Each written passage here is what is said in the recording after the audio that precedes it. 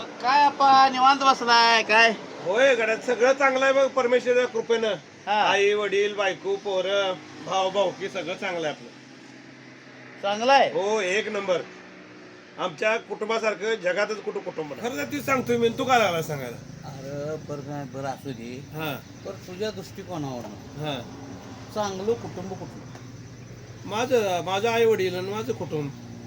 हा हा बर बस सगळ्यात चांगली महिला कुठली? माझी बायको. काय बघा सांगते.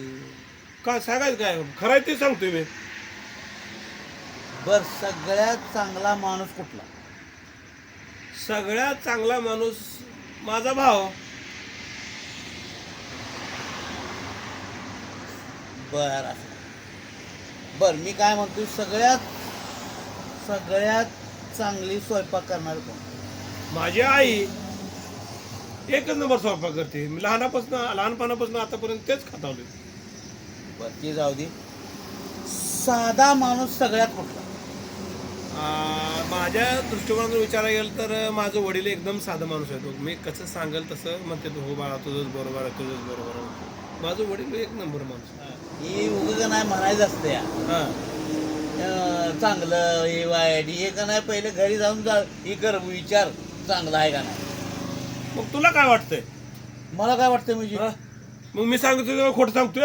हे आता बरं आता मी तुला विचारतो. हा अण्णा तू आता मला सांग. तुझा मला जे विचारायला नाही मी तुला तीच विचारतो. बरं विचार. मला सांग हा. तुझ्या दृष्टिकोनातून हा. ह्या जगातील चांगलं कुटुंब कुठलं आहे? माझी सासरवाडी.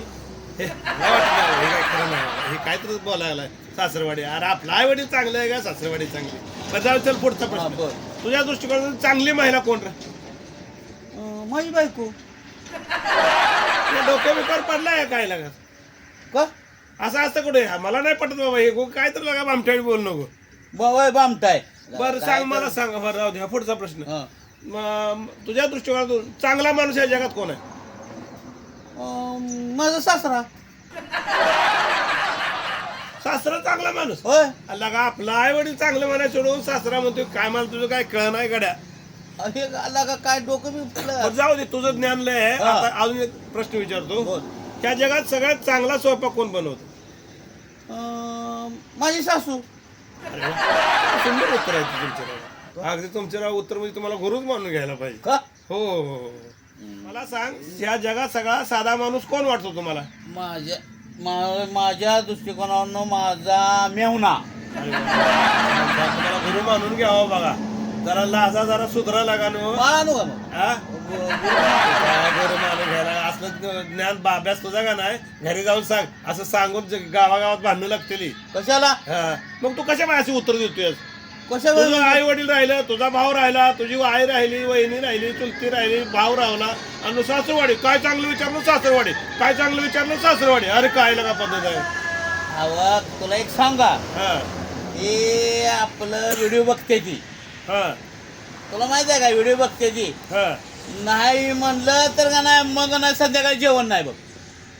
ते उपाशी राहिलेलं 2 दिवस बरं की लोका बरं काढलं की जगापुढे सांगत फिरायचं हे चांगलं ती चांगलं हे झालं ते. मला नाही पटत कडे. मला नाही तेवढं का? मान्य आहे की रे घरोघरी माती चुली. माझ्या घरी तीच आहे, तुझ्या घरी तीच आहे. पण मी खरं बोलतोय. मला वाटतं तू खोटं बोलतोय.